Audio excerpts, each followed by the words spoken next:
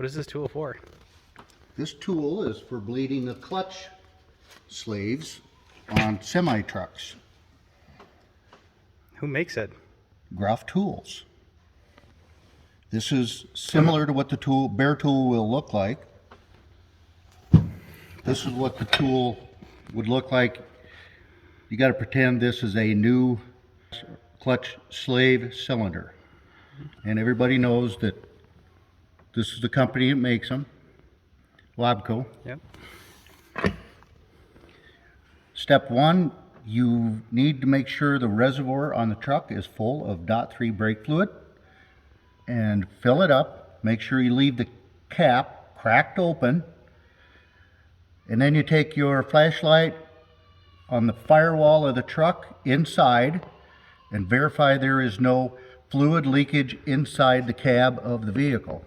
If there is, you need a different part. Step 3, install the clutch slave cylinder on the tool using the 4 screws or bolts.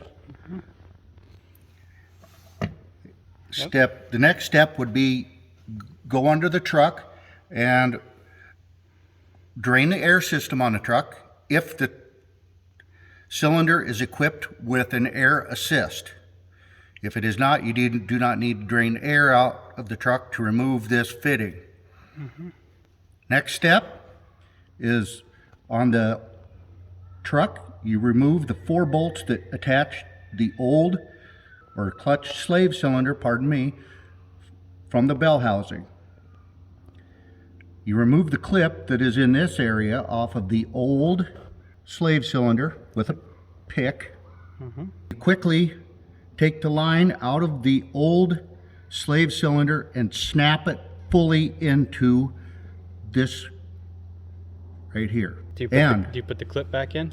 You do not remove the clip from the new cylinder. Okay. You fully engage it, you'll hear it snap. Okay. And as soon as you there will be a small amount of fluid loss.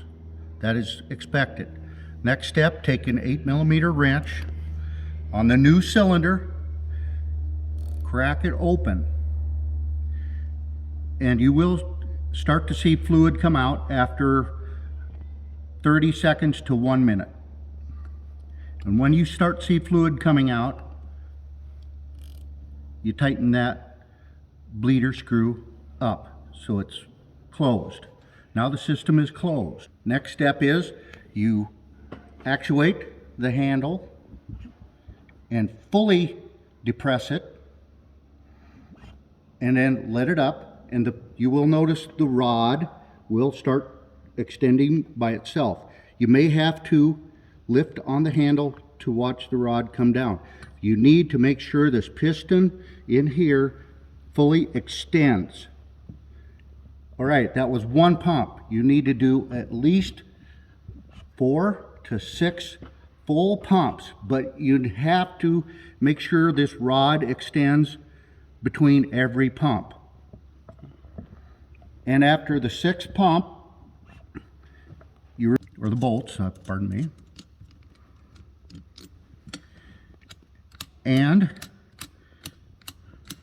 at this point there will be no leakage,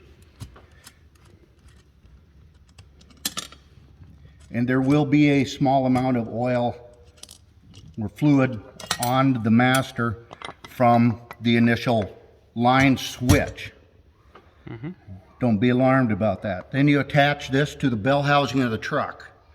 You will notice there will be a 1/2 inch to a 3/4 inch gap, and you will have trouble engaging this to the bell housing. You really have to push. You may need an assistant to help you get the bolts started.